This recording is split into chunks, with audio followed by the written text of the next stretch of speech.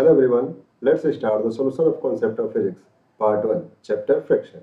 Question number 21 कह रहा है The friction coefficient between the board and the floor shown in the figure is mu. Find the maximum force that the man can exert on the rope so that the board does not slip on the floor. ठीक है, तो question में ये कह रहा है कि यहाँ पे जो फ्लोर और ब्लॉक है, यहाँ पे जो फ्रिक्शन कोफिशिएंट है वो म्यू दे रखा है। कह रहा है कि ये जो पर्सन है रस्सी पे कितना फोर्स लगाए कि ये जो ब्लॉक है वो मोशन ना करे। ठीक है, तो हम सबसे पहले सबका फ्री बॉडी डायग्राम बनाते हैं। सपोज दैट ये जो पर्सन है रस्सी पे टी टेंशन का फोर्स लगा रहा है।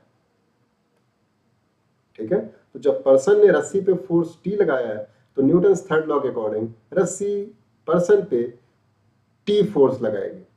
ठीक है, तो देखो पर्सन ने रस्सी को नीचे की तरफ खींचा है तो रस्सी पर्सन को ऊपर की तरफ खींचेगी।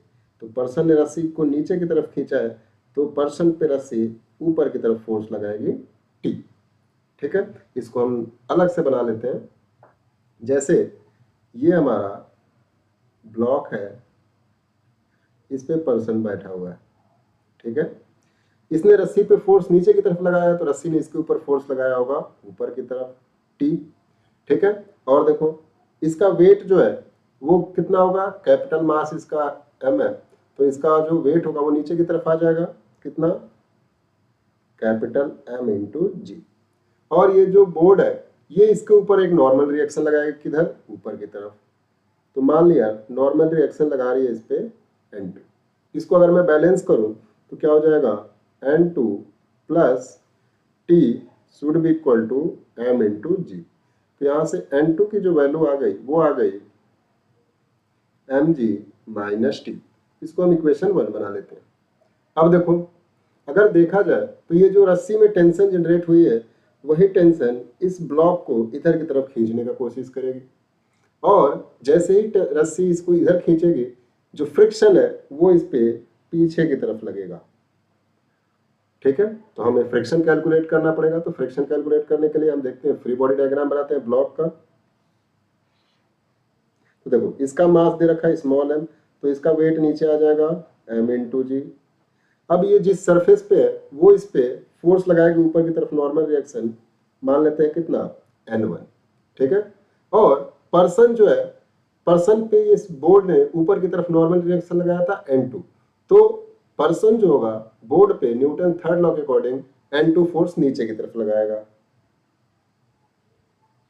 ठीक है, अब देखो हमें n1 प्लस देखा जाए तो n1 इक्वल टू हो जाएगा n2 प्लस mg, और n2 की वैल्यू हमने ऑलरेडी कैलकुलेट कर रखी है, mg माइनस टी प्लस हो जाएगा mg। तो फ्रिक्शन फोर्स कितना हो जाएगा बोर्ड एंड सरफेस के बीच में, F equal to mu dot n1। तो यहाँ से आ जाएगा म्यू और n1 की वैल्यू हमने निकाल रखी है mg plus mg minus T. ठीक है, तो यहाँ से फ्रिक्शन आ गया। अब देखो अगर ये सारे इक्विलिब्रियम में हो तो इक्विलिब्रियम के लिए आपको पता होना चाहिए कि जो यहाँ पे टेंशन T है वो फ्रिक्शन के बराबर होना चाहिए। ठीक है, तो इसको हम इक्वल कर देते हैं।